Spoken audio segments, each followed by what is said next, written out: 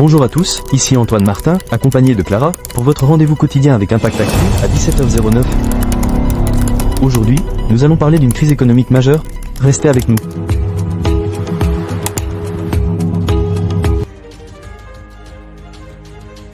Un tapis de dignitaires, les honneurs les plus prestigieux. Le président américain est accueilli en grande pompe en Arabie Saoudite dès sa descente de l'avion. C'est le prince héritier Mohammed Ben Salman lui-même qui vient l'accueillir sur le tarmac. À la cour royale, les deux hommes défilent côte à côte devant la garde d'honneur sous les notes de l'hymne américain.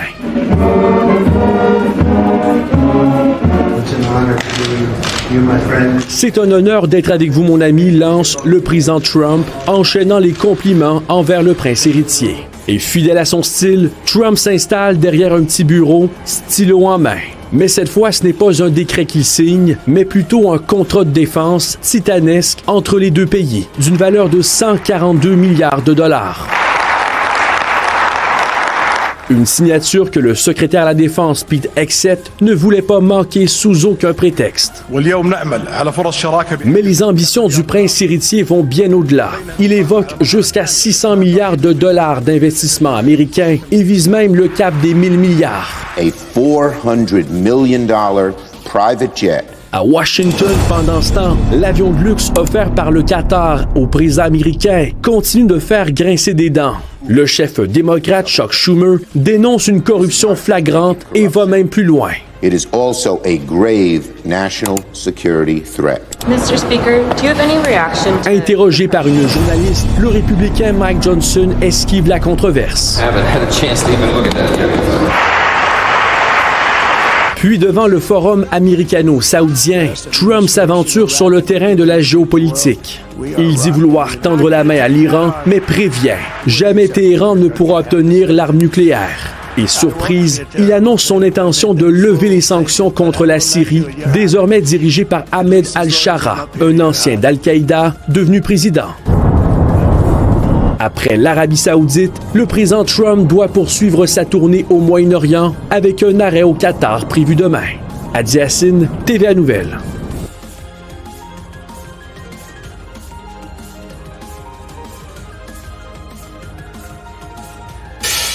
Des chameaux et des cybertrucks. Décidément, la tournée de Donald Trump au Moyen-Orient se poursuit comme elle a commencé dans le luxe et l'extravagance.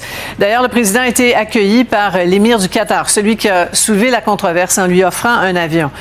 Est-ce que la signature d'un gros contrat avec Boeing va aider à calmer la grogne? Adi Yassine. C'est une image qu'on aurait jugée impensable il y a à peine 6 mois. Ahmed al-Shara, main dans la main avec le président américain, sous le regard du prince héritier saoudien, l'artisan de cette rencontre. Connu autrefois sous le nom d'Abu Mohamed al-Joudani, al-Shara est le fondateur du Front al-Nusra, une ancienne branche d'Al-Qaïda. Et pourtant, Trump semble prêt à lui tendre la main. I will be ordering the cessation of sanctions against Syria in order to give them a chance at greatness. Le président américain annonce la fin des sanctions contre la Syrie, passée sous le contrôle d'Al-Shara après la chute de Bachar al-Assad. Une décision qui fait souffler un vent d'espoir sur le pays.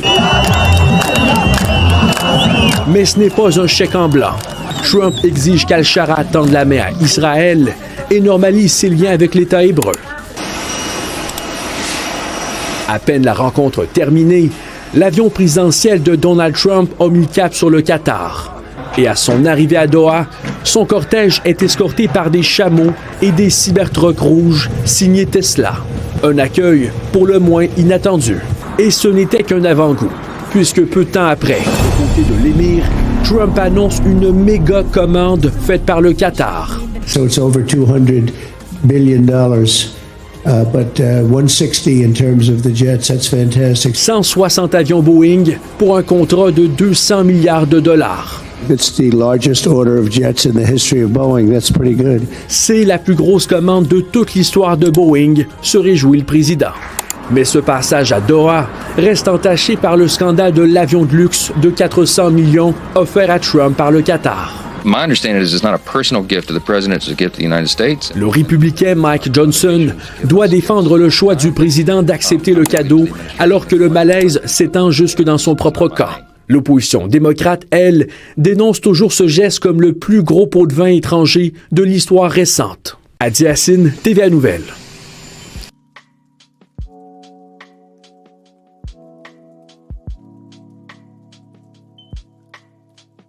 Parlons de cette rencontre tendue là, qui vient tout juste de se dérouler à la Maison-Blanche en lien avec la visite du président de l'Afrique du Sud. Étienne, Donald Trump accuse son homologue de se fermer les yeux sur un génocide blanc qui se déroule dans son pays, rien de moins. Exactement. Déclaration effectuée par Donald Trump il y a quelques minutes. Yves, donc une scène, prise de bec, tension dans le bureau ovale qui arrive quelques temps après la visite, rappelez-vous, de Volodymyr Zelensky à la Maison-Blanche. Ce que vous voyez, M. Trump, présentement, a montré une vidéo au président de l'Afrique du Sud qui, selon lui, selon M. Trump, soutient des accusations de génocide d'agriculteurs blancs en Afrique du Sud. C'est ce qu'a mentionné le président Trump, des images qui n'ont pas été vérifiées d'ailleurs. Donc, M. Trump a mentionné qu'en général, les fermiers blancs fuient et sont même tués à ce moment. Il a montré cette vidéo, des informations qui ont été rapidement démenties par le président de l'Afrique du Sud.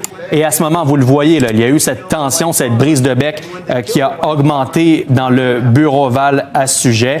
On peut écouter justement un extrait de ce que M. Trump a mentionné il y a quelques instants au président sud-africain. You're taking people's land away from them. And those people, in many cases, are being executed. They're being executed. And they happen to be white, and most of them happen to be farmers.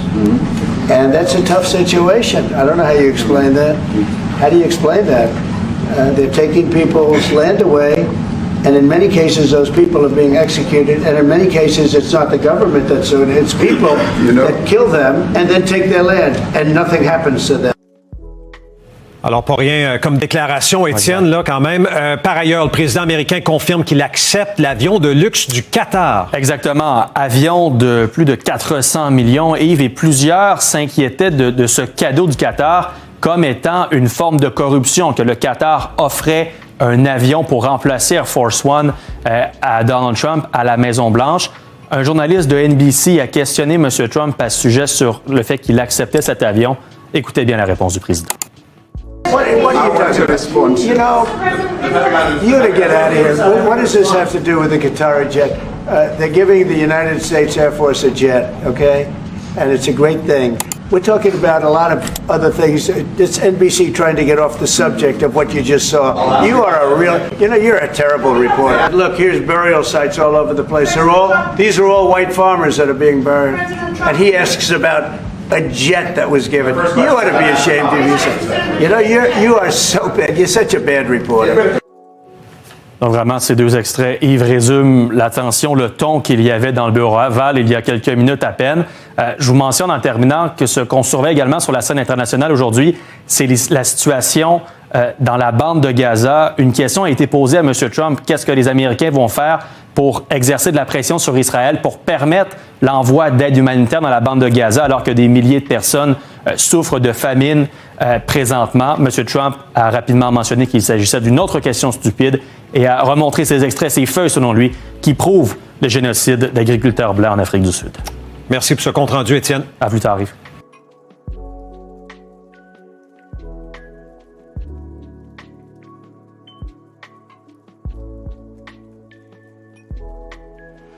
Alors, Guillaume Lavoie, qui est membre associé à la chaire Raoul Dandurand, pendant qu'on voit donc images de Donald Trump et de M. Poutine, parce qu'il y a eu discussion, Guillaume, là, je pense, au cours des dernières heures. Qu'est-ce qu'on doit en retirer de tout ça? Ben, bonjour. Bonjour. Les fondamentaux bougeront pas beaucoup, là. Et là, même avant l'appel au téléphone, fondamentalement, pour Vladimir Poutine, l'Ukraine n'est pas un pays. Et ce n'est que le retour de la normalité que l'Ukraine retourne dans le giron de de la Russie. Et si l'Ukraine n'est pas un pays, l'Ukraine ne peut pas se joindre à l'OTAN, ni à l'Union européenne. Et à la fin, là, essayer de réconcilier ça avec la position de l'Ukraine, ou des Européens, ou des Anglais, ou du Canada. Alors ici, ce qui est assez particulier, c'est que la seule position de principe qui guide Donald Trump, c'est qu'il ne devrait pas y avoir de guerre. Ça rendrait le reste des choses tellement plus faciles. Et c'est comme s'il n'y avait pas un parti pris pour une paix en particulier, ou que n'importe quelle concession pourrait être accordée, du moment que ça règle l'enjeu américain qui est, on voudrait pas être pris dans un conflit que J.D. Vance décrit comme un conflit étranger, une guerre où les États-Unis n'ont rien à faire, où il n'y a pas d'enjeux fondamentaux américains en cause. Alors, vous voyez que c'est un peu particulier. Et Donald Trump, toute concession qu'il faudra faire, elle est faite au nom de qui? Seulement des États-Unis? Qu'en est-il de l'engagement de l'Union européenne, des Anglais, du Canada, auprès de l'Union européenne, de l'Ukraine? Et le Canada vient encore de dire à quel point la solidarité derrière l'Ukraine, elle est claire.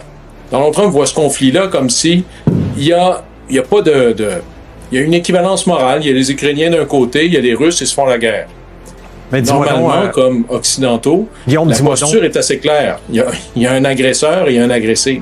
Mais le président russe, Vladimir Poutine, a qualifié d'utile cette conversation téléphonique de plus de 2 heures qu'il a eue avec Donald Trump. Ça veut dire quoi, utile, là? Je comprends, là, tu nous parles effectivement des intérêts américains, d'agir un peu comme interlocuteur, mais si Poutine dit que c'est utile, est-ce que ça veut dire que ça peut débloquer vers une paix durable?